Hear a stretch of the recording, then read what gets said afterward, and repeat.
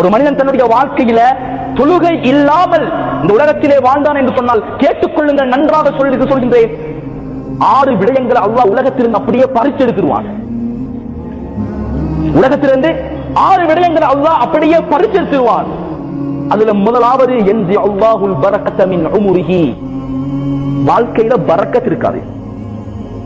இன்னைக்கு நிறைய பேர் சொல்ற ஒன்றுதான், எவ்வளவுதான் தேடினாலும் 5000 ரூபாய் 10,000 ரூபாய் தான் தேடினாலும் அந்த வாழ்க்கையில பரக்கத் இல்லையே, பரக்கத் எடுபட்டு போச்சே. காரணம் தொழுகை இல்ல. தொழாம இருந்தால் அல்லாஹ் வாழ்க்கையில தன்னுடைய வாழ்நாள்ல பரக்கத்தை அப்படியே பிடுங்கி எடுத்து விடுவான். பரக்கத்து வேணுமா? 500 ரூபாய் தான் தேடினாலும் அந்த குடும்பம் சந்தோஷமான முறையிலே வாழும். காரணம் தொழுகை இருக்கின்றது அவரிடத்திலே. சஹாபாக்களிடத்தில் இதுதான் வாழ்க்கையாக இருந்தது.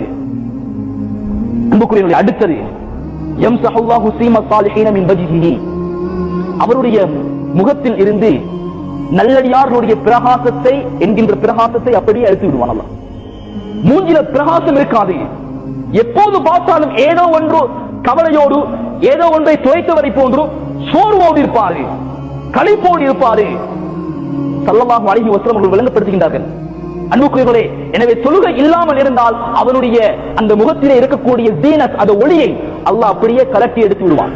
இரண்டாவது தண்டனை.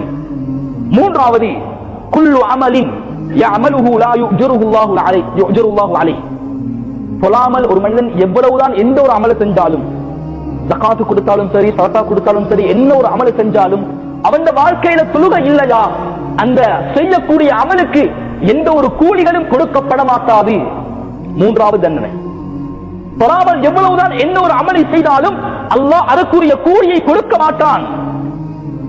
நான்காவது சொல்லி காட்டார்கள், லா யுர்ஃபஉ லஹு துஆஉன் ஃபிஸ் ஸமா, தொழாமல் எனக்கு இந்த கஷ்டம் இருக்குது, இந்த கவலை இருக்குது, இந்த கடனுடைய பிரச்சனை இருக்குது, எனக்கு நிவர்த்தி செய்துதா என்று எவ்வளவுதான் துஆ கேட்டாலும், அல்லாஹ்விடத்திலே மன்றாடினாலும் அவருடைய அந்த துஆ தன்னுடைய மூக்குக்கு மேல போகாது.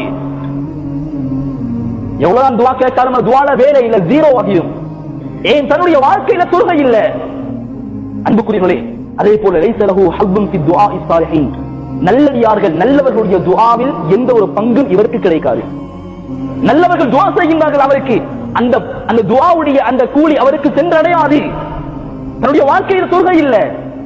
கடைசியாக சொன்னார்கள், ஆறாவது இந்த உலகத்தில் கொடுக்கக்கூடிய தண்டனை, ஆறாவது தண்டனை, தஹ்ருஜு ரூஹுஹு பிகைரி ஈமான், ஈமான் இல்லாத நிலையில், அல்லாஹ்வை ஏற்றுக்கொள்ளாத நிலைமையில், ரசூலை நம்பாத நிலைமையில், வேதத்தை மறுத்த நிலைமையில் இந்த உலகத்திலிருந்து அல்லாஹ் ரூஹை, உயிரை கைப்பற்றுவான். அவருடைய கடைசி முடிவு மிக மோசமான முடிவாக இருக்கும். சாதாரணமானதல்ல.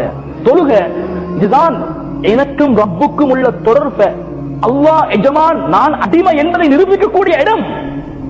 ஆனா இன்றைக்கு நாங்க வருட கணக்காக தொழாம இருக்கிறோம். ஏதோ நோம்பு வந்துச்சு, நோம்புக்கு முதல் நோம்புல பள்ளி ஃபுல் நிறைஞ்சிட்டாங்க. முதல் சுபகுல எல்லா பள்ளிகளையும் பள்ளியில நிக்கிறதுக்கு இடம் இல்லை, எல்லா பக்கமும் மக்கள். கடைசி நிலைமை முஅத்தின் சாபும் இமாமும் தான் இருக்கிறாங்க. நோம்பு வந்தா மட்டும் தொழுக கடமை, நோம்பு வரலாற்றி எங்களுக்கு தொழுக கடமை இல்லை. எந்த வேலையோடு நான் இருக்கிறேன், எந்த தொழிலோடு நான் இருக்கிறேன்.